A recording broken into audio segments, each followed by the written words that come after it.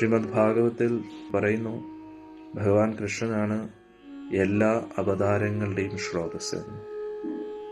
കൃഷ്ണസ്തു ഭഗവാൻ സ്വയം.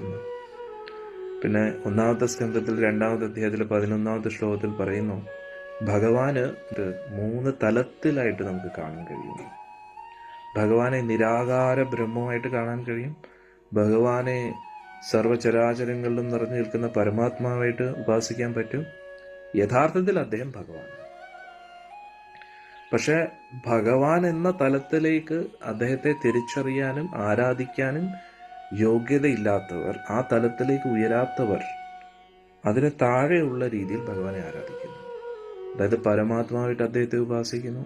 ഇനി പരമാത്മാവായിട്ട് അദ്ദേഹത്തെ തിരിച്ചറിയാൻ കഴിയാത്ത വ്യക്തികൾ ബ്രഹ്മമായിട്ട് ഉപാസിക്കുന്നു. പക്ഷെ ഇത് യഥാർത്ഥത്തിൽ ഭഗവാനാണ്.